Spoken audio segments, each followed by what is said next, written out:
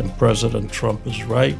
The whole mess in Ukraine would not have started, in my opinion, if he was still president, but it did. President Trump tried the elegant solution by working out some sort of business deal with Putin to resolve the Ukraine war. It failed, which does not surprise me in the least. Tucker Carlson has one of the largest audiences. He was able to make his case. I haven't seen like a case being made on the other side. What do you think was Tucker's motivation to invite him, and why does he think that Georgescu is more aligned with the American values versus the other side? I don't know what goes on in Carlson's mind. At one point, he was a good journalist. I don't think Tucker Carlson's a good journalist anymore. China holding so much U.S. debt is, if they go too far and we stop paying on that debt, their economy is going to collapse. Several months ago in Moscow, there was something called Forum 2050, to which Elon Musk's father participated, Elon Musk, Alex Jones, Jackson Hinkle, some other influencers. What were these people doing? Putin is a mafia state. We are on the verge of war. Putin has to be stopped. The only way and the only country that can stop Putin.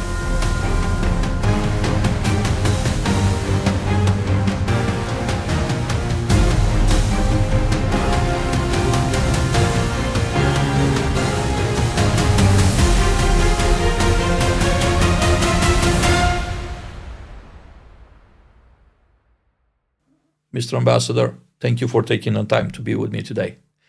It's a pleasure to be here with you, Adrian. Thank you so much for having me. When you look at the world in October 2025, what is the single most underappreciated geopolitical risk Americans are missing right now? I think that's a very complicated question. And unfortunately, I think the answer is even more complicated. I think the United States really has to step up and become a global leader. Some people in the U.S. have a isolationist mindset, which they believe is the best thing for national security. It is not. U.S. national security needs global leadership. At the end of the last administration, at the end of 2024, the last administration left a world where China, Russia, and Iran were united. They made a number of war pacts, and they also had pacts with North Korea, Venezuela, and other smaller but malignant players. In order to deal with that and defend U.S. national security, the current administration has to take a leadership role, not just abroad, but domestically. What I mean by abroad, we have a war raging in Ukraine. We have attacks by Russia against virtually every European country. We have attacks by Russia against 10, 12 African countries. We have Russian aggression in South America and in other areas around the world. We are at war. It's a disinformation war. It's a kinetic war. It's a hybrid war. It's a cyber war.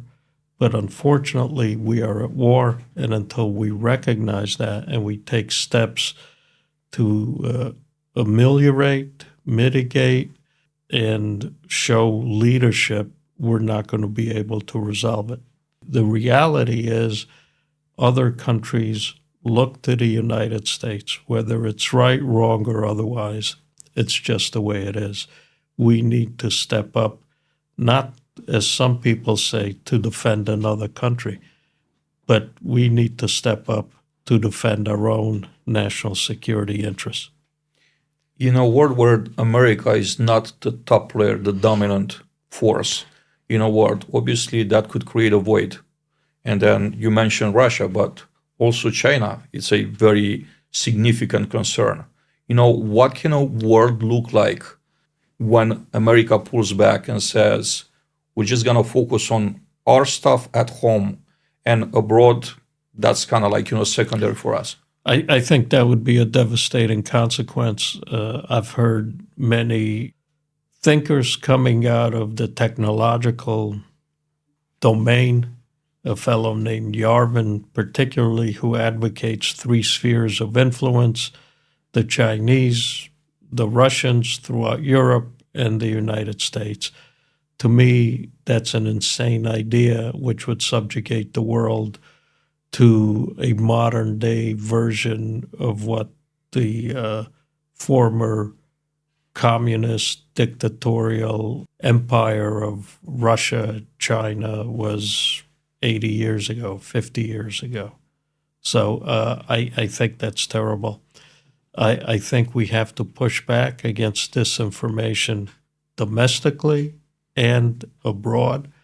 And I can understand how some people say, well, some European countries are a little more socialist than others, but it doesn't matter. We all share a fundamental value of democracy, and we have to preserve democracy. A specific country may not be completely aligned with our vision of what democracy should mean, but it's still a democracy. It's not a dictatorial, authoritarian regime like Russia, China, Iran, Venezuela, North Korea. So I think we have to push back. And many people do not understand the daily communications and propaganda. As an example, several months ago in Moscow, there was something called Forum 2050, to which Elon Musk's father participated, Errol Musk, Alex Jones, Jackson Hinkle, some other influencers. What were these people doing in Moscow? Why are they advocating and advancing Moscow's propaganda? Moscow, Putin, is trying to undermine democracy. They're trying to destroy democracies from within. We recently saw tremendous cyber and hybrid attacks to impact elections in Romania, in Moldova, in Germany. Most recently, they did the same thing in the Czech Republic. It's a horrific, horrific attack, and the U.S. has to wake up and push back and not allow that. A lot to unpack out here. So I'd like to go back to the beginning of our conversation. Let's take the current administration, right? The way you're looking at things, who is leading the foreign policy? Is it the president?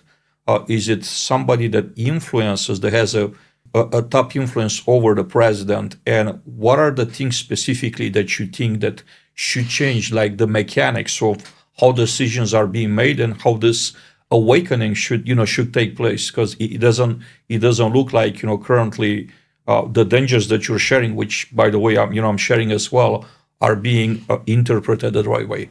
I think President Trump is the leader of the United States. I completely support President Trump. And I think with regard to foreign affairs, Secretary Rubio and his team are dealing with all kinds of issues around the world, from the Middle East to Ukraine to Europe to China. And unfortunately, they all have their hands full.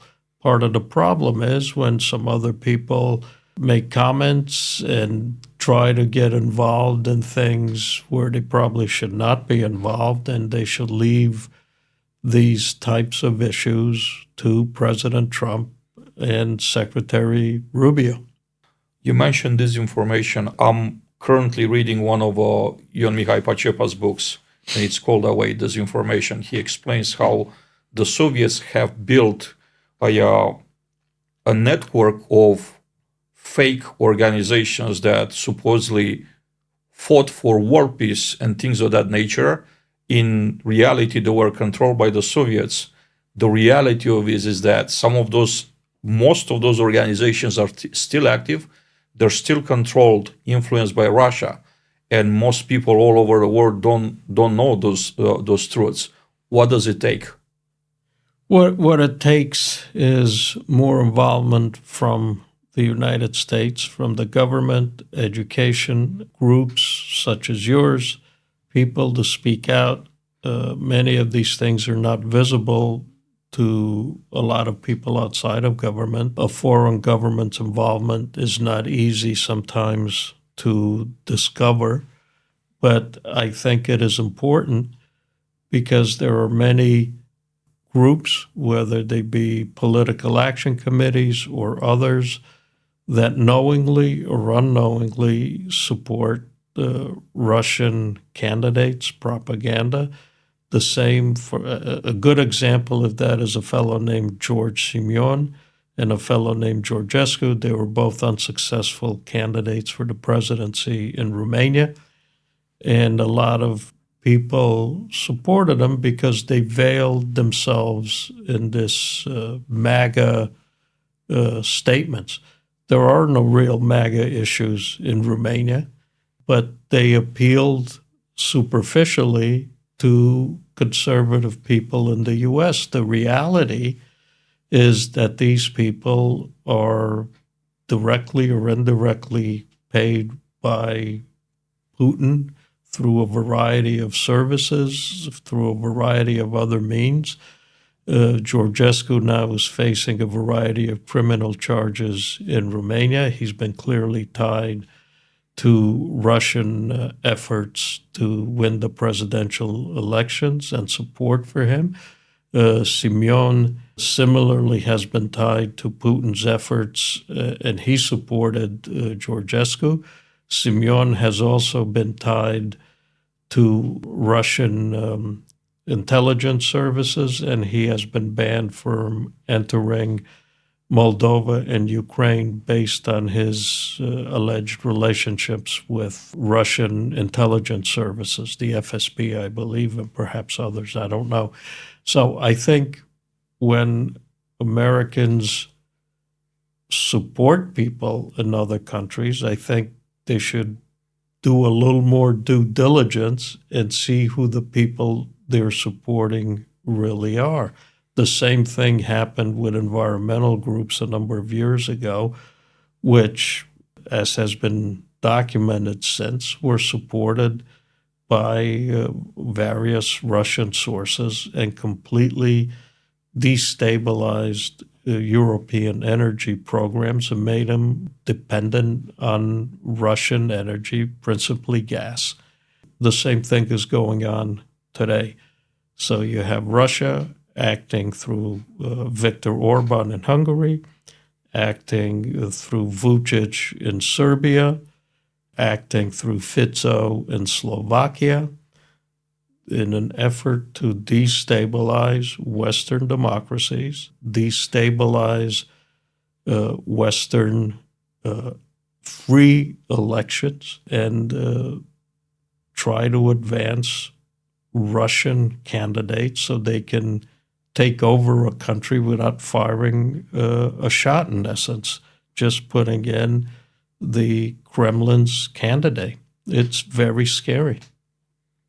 Is this a puppet situation here with these leaders, or is more like a combination between puppets and useful idiots, like Lenin used to call them?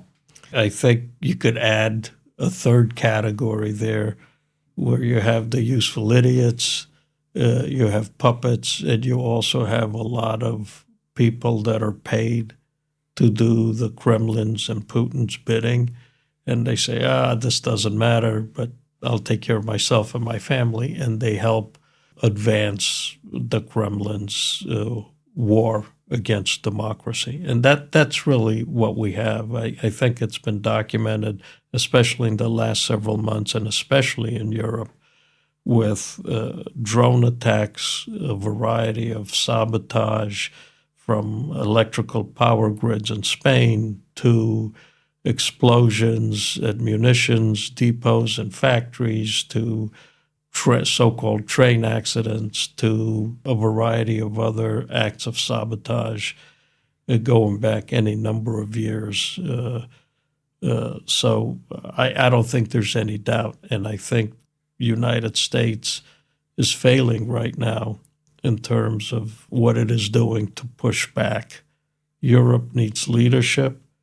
I understand the administration's frustration because for the last 10, 15 years, none of the NATO members except 9 paid their 2% Wales pledge.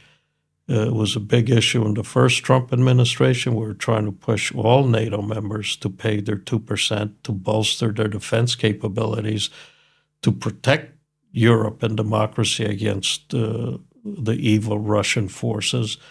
And most did not. So while I appreciate U.S. frustration at that, we should not cut off our own nose to spite our face. The administration's 100% right. But what is the elegant solution here? I think President Trump tried the elegant solution by working out some sort of business deal with Putin to resolve the Ukraine war. It failed, which does not surprise me in the least.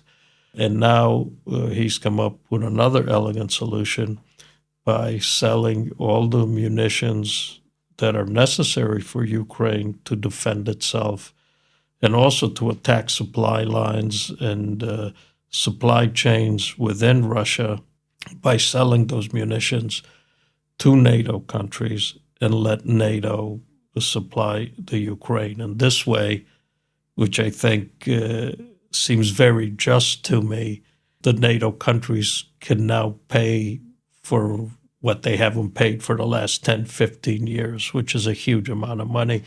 And I think the detriment of that is clear because there's a shortage of rockets, bullets, artillery shells, all kinds of munitions across the board. And it's all due to the fact that the majority of NATO countries, at least the big ones, France, UK, Germany, never paid their 2% until 2024 when they started paying more. And still, all of them have not. Spain says it has not and will not. So what do you do with a NATO member like Spain? What's the right answer? I don't know. It's a problem. Russia's been in this war for over 3 years now. From outside looking in, as a layman, right? I'm looking.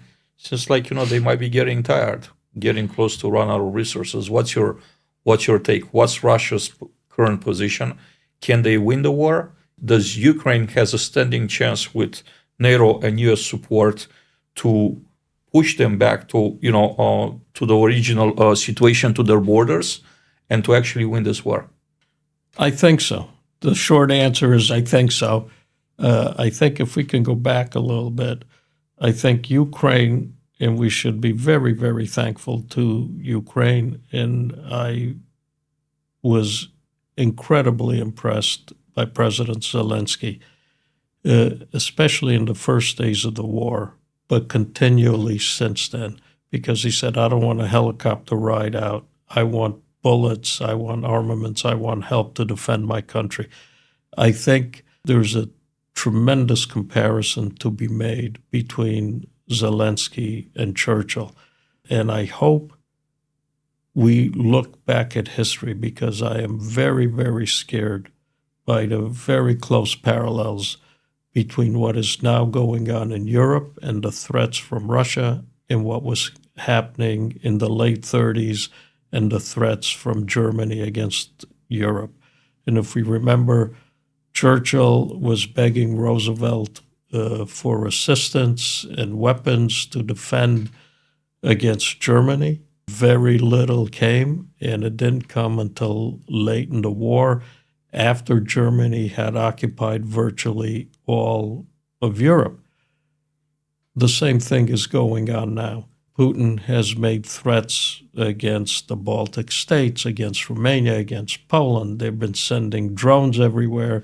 I mentioned before the variety of attacks, not only cyber and hybrid, but also acts of sabotage against a variety of countries, from Spain, from France to the UK to the Nordic states. We are on the verge of war. Putin has to be stopped. The only way and the only country that can stop Putin is the United States. We stopped Germany in the 40s after it occupied Europe. We can stop Putin today before Russia occupies Europe and creates havoc around the world. I want to add one thing. The relationship between Russia and Iran is very close. Iran provides, if not all, a vast majority of the drones that are being used against Ukraine by the Russians. And 2 years ago, on October 7th, it's documented that the Russians asked Iran to use its proxies to invade Israel, take the hostages, and start the conflict and the war in the Middle East between Israel and Hamas. That's still going on. Hopefully there'll be a peace soon and the hostages return. But that war, that did not just happen because Hamas woke up one day. Hamas, Hezbollah, the Houthis, they all answer to one place, and that's Iran. They do what the Iranians tell them. They're funded principally by the Iranians, some funding from Qataris and other sources, but principally the Iranians, and they respond to the Iranians. What Russia did to eliminate pressure against Russian forces in Ukraine is to create another front in the Middle East. We cannot afford that again. I think we need to deal with that. I commend President Trump for hitting Iran and ending its nuclear program. I think we need to think in those terms again. And I think we need to figure out a way for regime change in Iran and in a lot of these countries that are dictatorial. China's communist philosophically. Iran is a theocracy, a very oppressive dictatorial theocracy. And Putin is a mafia state. I don't know what you would attribute to Putin as an evil mafia state. So how do we deal with that? How do we end these problems? How do we protect democracy? Hard question. But the answer starts with all well-intended, all decent human beings in all democratic countries standing together and saying, no, we will not tolerate this. We will push back. There will be a price for you to pay for engaging in these blatant acts of war. And I think that's what has to be done. We have to push back. We cannot tolerate this aggression. The Russian economy is a disaster. It's very weak. The Russian military is not particularly good. They're being supplied by North Koreans, by the Iranians. Unclear how much the Chinese are helping now or not. But I think we have to enforce sanctions against them. The sanctions have not been enforced. As you know, Russia has a shadow fleet of various tankers that use false flags and are used to evade sanctions on sales of oil and gas. In addition to that, they cause other damage by destroying underwater cables in the Baltic Sea, the North Sea, other places around the world, a variety of acts of sabotage. We have to stop that. We tolerate it. Nobody really wants to create a greater war, but by not reacting, by not stopping it, we are creating that which we are trying to avoid because we are encouraging this criminal. And what I say by that, I believe yesterday there was an attack on a Ukrainian city with drones and missiles. And after the first attack, the first responders came out to save wounded people, to put out the fires. They hit exactly the same spot again, just like a terrorist would, to kill innocent women, children, and civilians that were involved in the rescue operations. Only a criminal would do that. And Putin is one of the great criminals of the world. A lot to unpack here, but I wanted to go a little bit back to the Romanian elections. And you mentioned Georgescu, who at some point was the front runner in a presidential election. And from outside looking in from US, to my knowledge, he's the only one that got press time at the highest level. He was interviewed by Tucker Carlson. Maybe there were other interviews too, but that's the one that I came across. And he was actually given a stage out there, which is one of the largest, right? Tucker Carlson has one of the largest audiences. He was able to make his case. I haven't seen like a case being made on the other side. What do you think was Tucker's motivation to invite him, and why does he think that Georgescu represents is more aligned with the American values versus the other side? That's an excellent question. I don't know what goes on in Carlson's mind. At one point, he was a good journalist. I don't think Tucker Carlson's a good journalist anymore. I think Tucker Carlson has sunk to being a propagandist and advancing a cause or causes for which he receives various compensation, financial or otherwise. So I think Carlson should tell people what kind of compensation he received, directly or indirectly, who's involved for doing that interview and doing others. As you know, he went to Moscow and spoke in a very flattering manner about Putin and Moscow. So I think Carlson should tell people who paid him to do that, who's invested in his company, why he's saying the things that he's saying. And that brings us to an issue of free speech versus propaganda. And many people have criticized the canceling of the elections because they did not understand the attack by Russian disinformation units, FSB and other companies created by Russian intelligence, were the biggest to date. They invested over 60 million euros. They created networks that created millions of hits.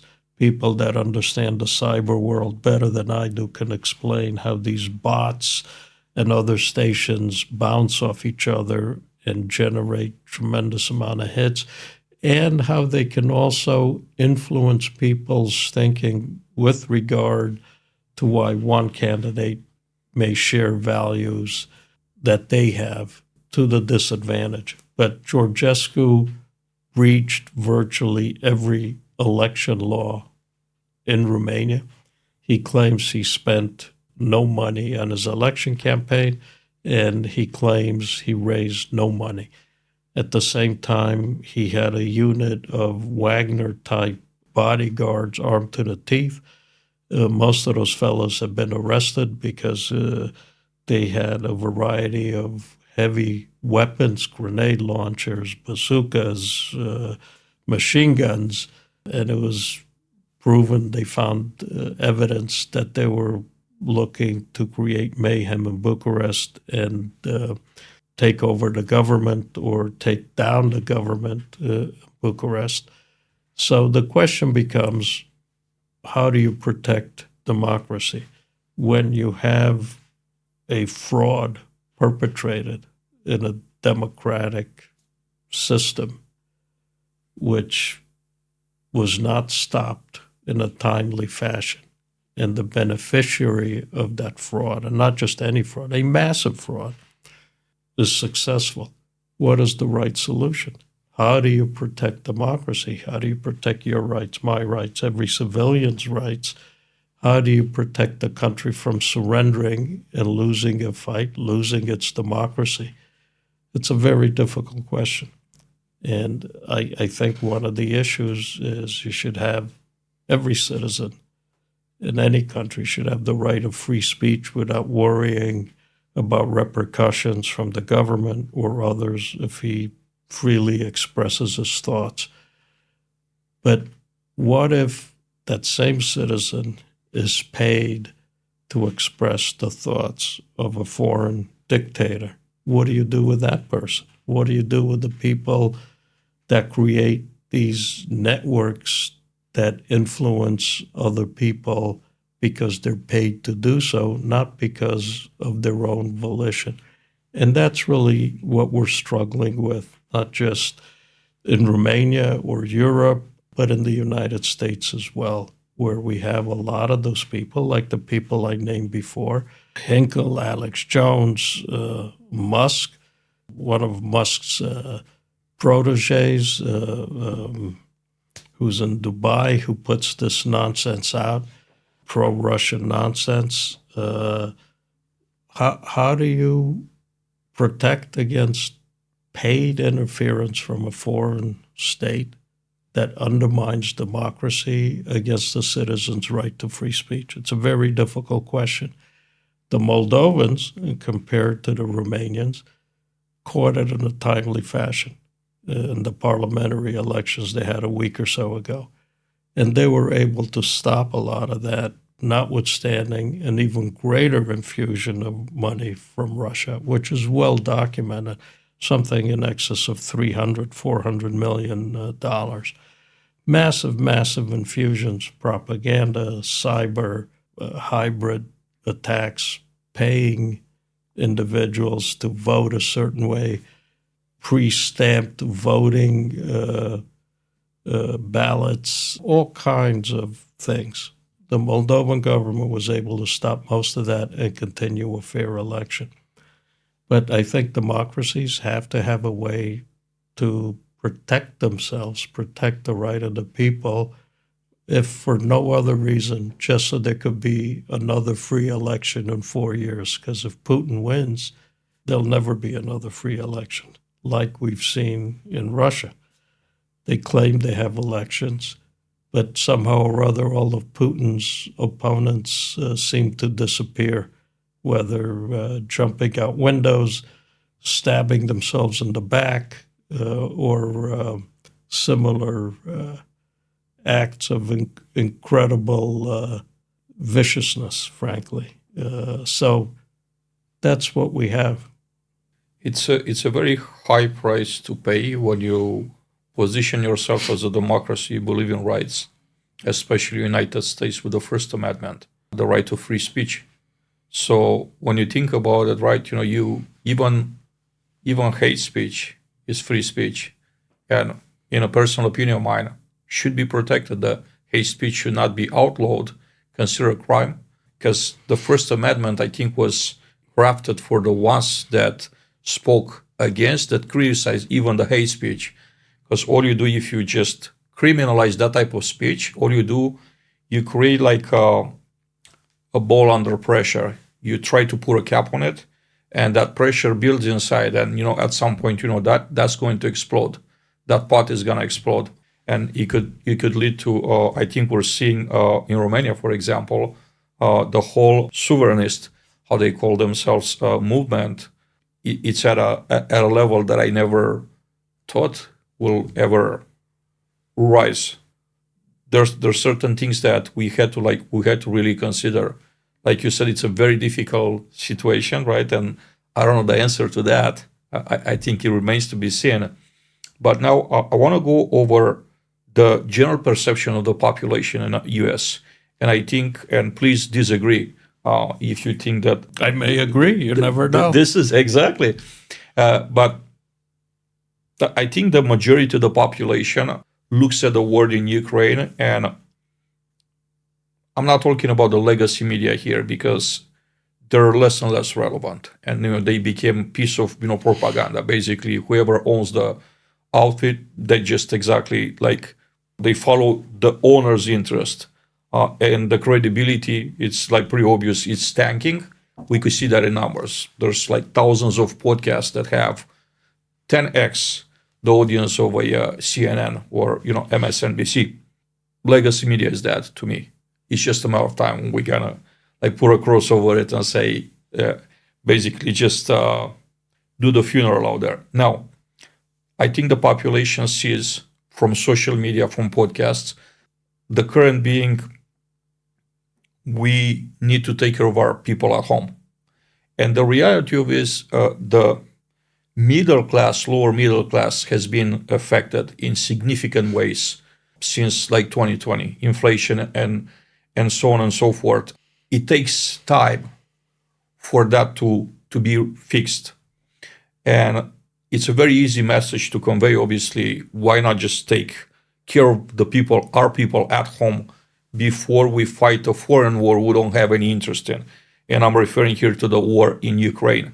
And that's supported by, very large media outlets. I'm talking about online, like, YouTube influencers and everything. What does the population, the US population, need to know that they don't in a current environment? Things to consider, right? Outside of just, we got to take care of our people. I'm not against that. I'm all for it, right? You got to take care of your own people. But should we ignore a war like the war in Ukraine and say, we're definitely hands off, whatever happens, because we're just gonna live our life here and we're just gonna make things better in years? But is that the best policy? I don't believe, where I do disagree with you, is that I think the majority of U.S. people support Ukraine. The latest polls I've seen is 80-something% of U.S. people support Ukraine and Ukraine's struggle to remain a democratic country and repel the Russian Putin invasion. Where the problem is again, what you're describing, in my opinion, in large part, is part of the Russian propaganda, which has become global. You have people like Mario Nawfal, which I try to think of his name before, protege of Elon Musk. He goes to Moscow, as far as I know. He's been there on several occasions, and he advances this cause. When a foreign nation gets involved in sponsoring domestic influencers, gets involved in sponsoring domestic think tanks, is that free speech or is that propaganda? I say it's propaganda. The U.S. has laws where you have to register as a foreign agent if you're going to try to influence the U.S. government to do or not to do something. Similarly, I think influencers like Nawfal, even Musk, Musk has a security clearance. He's been to Moscow. I think people should look at that. Clearly, his father, Errol, has been there to this conference, and I think frankly, I think it's a chilling thing. It's scary for me. But if you have foreign actors, malign actors, like China with the Confucius Centers, which are dens of spies, there are a variety of Chinese individuals are arrested for spying. They're based in these Confucius centers and cultural centers throughout the U.S. It's a real problem. There was a spy that was the girlfriend to a California congressman. There was a Chinese spy that was the driver for a Democratic senator, I think was Dianne Feinstein, a former senator. They're everywhere. I think democracies have to figure out a way to defend themselves against these malign actors while still preserving their democracy, because you don't want to be what they are. You want to preserve your First Amendment rights to free speech, and you want to preserve your right to free and fair elections. But how do you do that when you have this tremendous propaganda machine aimed at you through these influencers that go on the social networks and advance a line that at first seems acceptable? Let's deal with everything here. Until everything at home is perfect, let's not give Ukraine a dime. Let's not give Europe a dime. Let's not give anybody else a dime. Well, at first blush, it sounds like a reasonable thing, pro-American, very patriotic.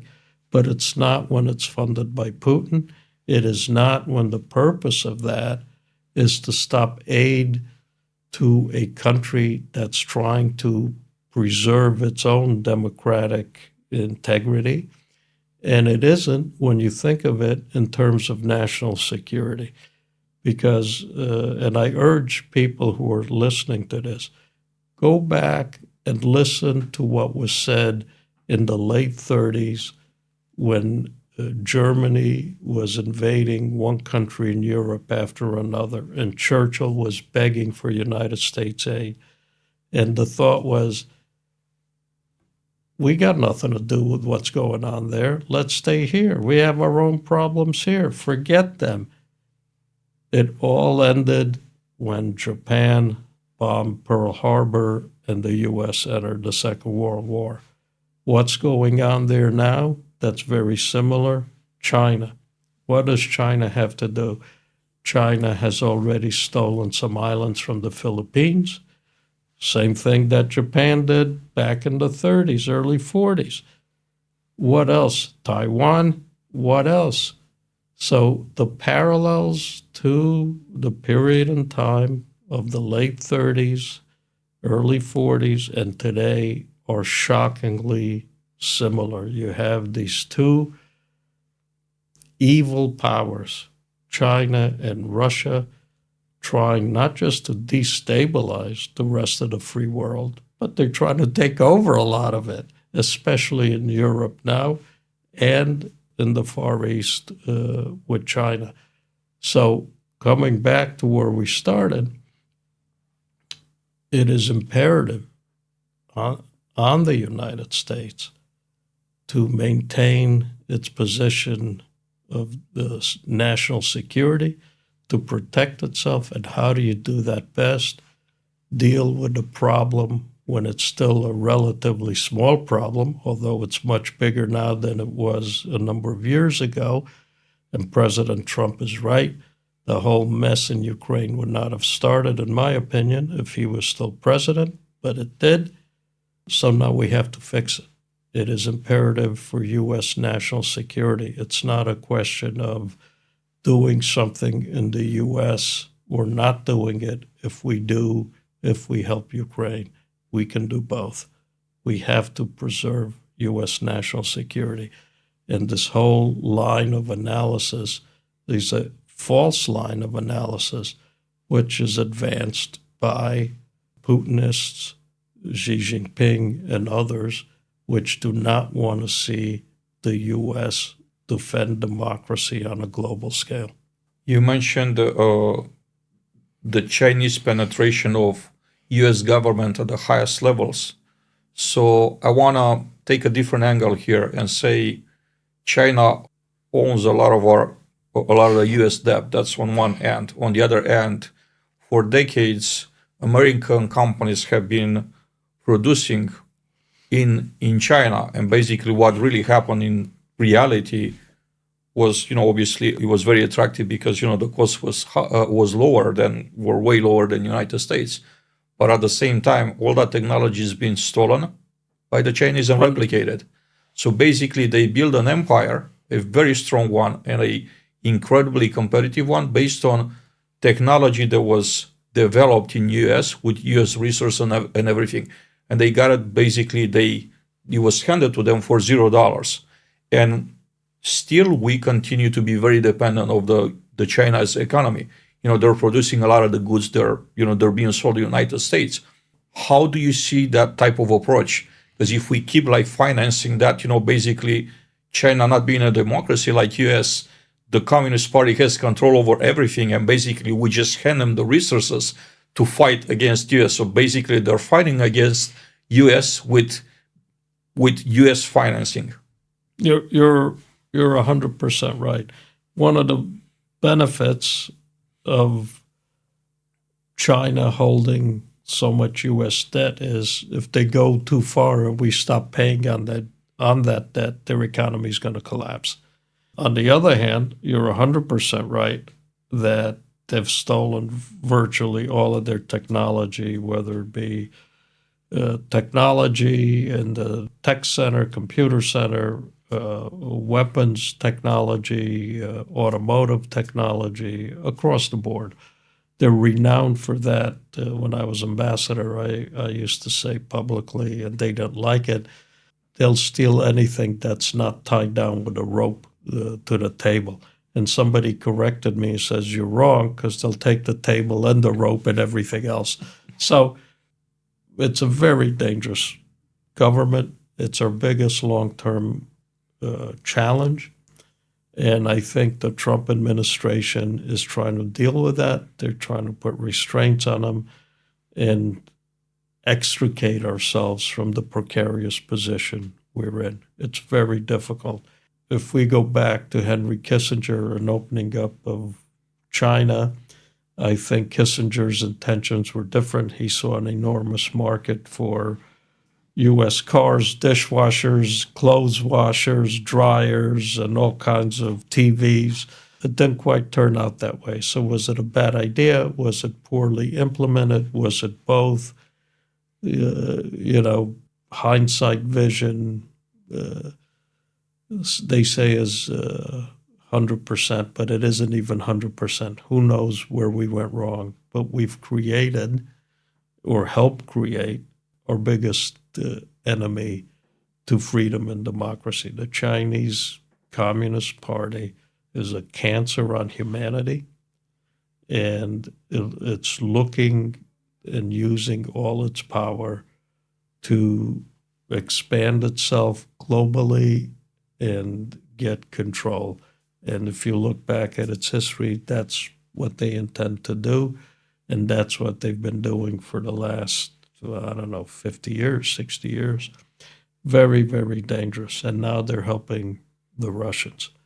But again, I think we can defend ourselves. I support the Trump administration initiatives there, but we can't stop this juggernaut overnight. I think we have to take small but definitive steps in the right directions. We have to weed out these spy nests from the United States, the cultural centers and the other spy dens of the U.S. We have to get them out, and we have to do fair business deals if we do any deals with them, and we cannot allow any more high-level technology transfers to the Chinese, because it will undermine our technological advantage and our ability to defend ourselves. Are the U.S. institutions strong enough to be able to weed out this cancer? And I'm thinking here, FBI and CIA, and the national security agencies. I think there are stories that we've seen for several years now that the institutions have been compromised over and over again. Are they strong enough to take on that task and to actually push back and push out the communist infiltration? I think so. I think you will always hear stories of infiltrations or a bad apple, but I have complete faith in our security apparatus, in the CIA and other agencies to protect us. But I think we need leadership at the top, like President Trump, to give leadership and move in the right direction, which hopefully will help clean up this mess. I don't think the real problem is the security apparatus. I mean, during the Cold War and subsequently, we've heard of all kinds of isolated incidents with moles, with other spies. It's unavoidable. Unfortunately, we're human beings. It's part of the game. None of us are perfect. It's part of the game. They have faults, but as an institution, I think we have the best there is, and I have full confidence in our security institutions.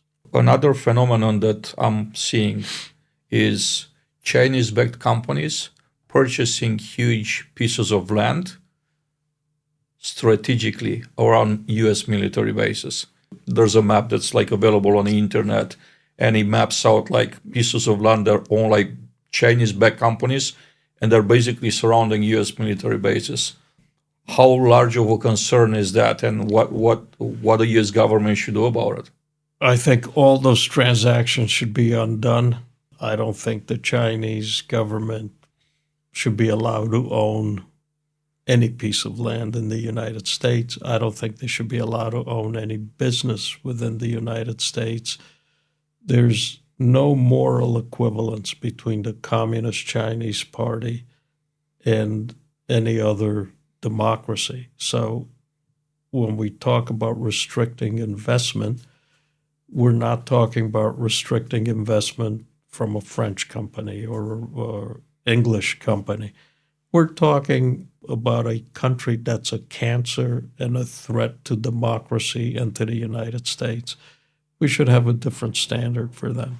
They should not be allowed to buy anything in the United States. And I think some of the locations, there's a law that allows to do that. They need to get CFIUS clearance to buy a piece of land. The acquisitions, the investment should be reviewed, and they should be undone on national security grounds. There's no reason the Chinese should have a piece of land next to a U.S. Air Force base or any kind of other military installation. Oh. And today, with the technology, they don't have to be immediately next door.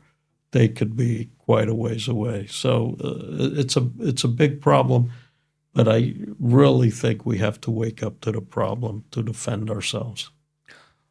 Part of the reason why U.S. is still the dominant force in the world is the U.S. dollar, which is still the top currency in the world. Do you see the BRICS union between Russia, I think China, South Africa, and Brazil, other large countries? Do you see that being a real threat? You can wave bye-bye to them. I think I don't know if they're done, but they're pretty much done.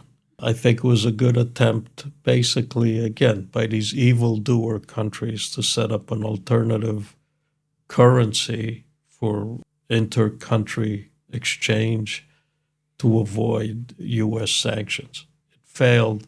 The Russian economy is a disaster. It's one step away from failing. Brazil, similar. The United States is the leading economy in the world. It's gotten even better in the last 6-7 months since President Trump and the Trump administration took over. It's going to continue getting stronger. The whole attempt through BRICS is going to fail to a large extent, it's failed already. So it'll be history within a year, in my opinion. I would like for us to wrap up the conversation today and talk a little bit about possible scenarios for Romania and Moldova in a context of the Russia-Ukraine war. Obviously, you mentioned the drone attacks. They were identified as being of Russian origins in Romania and also Poland.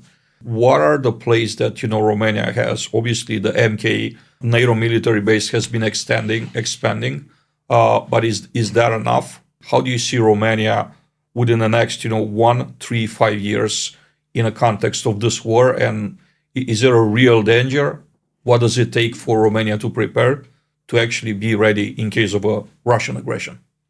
That's an excellent question. Thank you for asking that. I just want to add then, in addition to the drone attacks, which weren't really attacks, it's unsure what the 20-odd drones over Poland were, what the drone over Romania. There were some others in the past that have flown over or fallen in on Romanian territory. But last week, they discovered, I believe in Poland, explosives in cans of corn in Polish supermarkets, drone pieces in various cemeteries, with the idea being on Russians trying to blame the Ukrainians for explosions and drones falling in Poland to turn the tide against Ukraine. They're doing the same thing in Romania. I think Romania needs to stand up. Romania is a key player. It's one of two countries that borders Ukraine from which its rebuilding efforts will come from, Poland and Romania. Moldova as well, but Romania has a great seaport at Constanza. But Romania also has to clean up its act. The Romanian government has been infiltrated by useful idiots or paid agents or others. As an example, there has been only one company extracting gas out of the Black Sea in 20 years. They drove Chevron out, they drove Exxon out. I believe a lot of that was due to Russian propaganda, Russian influence. Similarly, Romanian infrastructure is very deficient. The average speed on the railroad today is less than it was 50 years ago, which is an incredible thing. There are many other symptoms of this influence. For example, the MK military base is being built in part by an Austrian company called Strabag, which is owned 25% or better by a Russian oligarch close to Putin, which has been sanctioned. How's that possible? Who made that decision? There have been Romanian generals involved in procurement that have been arrested for graft and theft and things like that. Nothing's happened. There's one, the head of the procurement was arrested, I think, a year or so ago.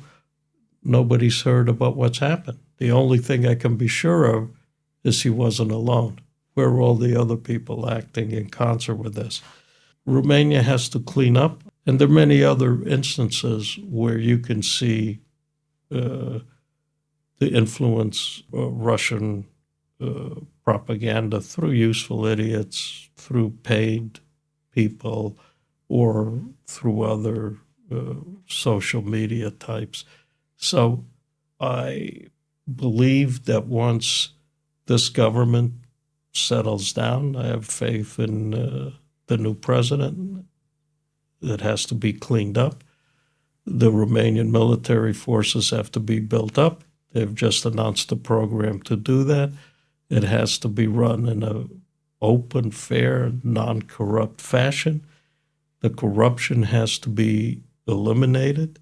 There's been a lot of problems in Romania in terms of converting to a true free market economy. There's still 1,400 state-owned companies, all except about 10 of them lose money.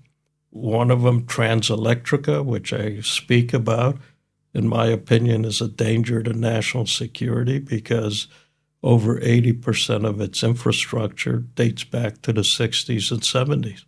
The average transmission capacity in the wires is 50%. Why? The question is why. And part of the problem is the former Communist Party, the revolution has not ended. The former Communist Party survives today in a party called the PSD. It's probably numerically one of the biggest. They've maintained and they've opposed selling off these state-owned companies. A lot of their people, for example, at Transelectrica, the people running it are all PSD employees and party members. That has to stop. This has to be cleaned up. Romania will not be able to step up until these things are cleaned up and a true market economy across the board is instilled. The Romanian economic problems today are in large part due to that. It's painful to watch that because Romania is rich in minerals, copper, gold, rare earths, oil, gas, has wonderfully educated people, but yet people are leaving. over the last 15, 20 years, some 7 million people left. There's only, I don't know, 17, 18, depends how you count. They're not even sure. People left in Romania. Why are they leaving? Because they gave up hope because of this incestuous system with these state-owned companies, with a government that's not moving the country forward in the right direction. So I am very, very hopeful that with this new government, the right measures will be taken, that theft, corruption, which reaches to the very top, in my opinion, will be addressed and corrected and eliminated. And I think if it is, Romania can be one of the leading economic powers and democratic powers in Europe. There's no doubt about it. But they have to take certain steps to remedy this corruption left over from communist days. Ambassador, I want to wrap up our conversation today with a question that I think, it's on many Romanians' lips. Do you think that during the remaining term of the Trump administration, Romanian citizens will get the opportunity to travel to US without a visa? I think so. But let's put this in perspective. One of the best things that happened for Romania is being part of Schengen, because that's a valuable financial asset. Before being part of Schengen, you had trucks waiting for days to cross the Romanian border in either direction. So it made the export of fruits, vegetables, other perishables virtually impossible, because how can you keep a truck waiting at the border for 2 or 3 days and keep things refrigerated? It's impossible. So I think Schengen was a great asset. I think the Interior Minister and now Interior Minister and Vice Prime Minister Predoiu accomplished that, and I heartily congratulate him. I think it was a great achievement. Romanians have traveled to the U.S. easily. 90%, maybe a little more than 90%, have always gotten visas. They go back and forth. There are many Romanians with homes in the U.S. travel back and forth. I think the visa waiver has been made an issue for whatever political reason to hurt or help various parties. I think it would be good for the U.S. for Romania to be part of visa waiver. There are a lot of benefits and information regarding travelers, not just Romanian travelers, that go to the U.S. when a country becomes a partner in visa waiver. And I think there's some benefits for Romanians, at least psychologically, if not practically. And remember, the people that are denied visas, and they will still not be able to travel, are the people with criminal records, undocumented pasts, things of that nature. Over 90% of people that do not have those issues obtain visas and can easily go to the U.S. But I hope to get Romania in the visa waiver program. I think would be a good step for both countries. Ambassador, it's been incredible having you today in the studio here. Thank you so much for coming. It's been a pleasure. Thank you very much.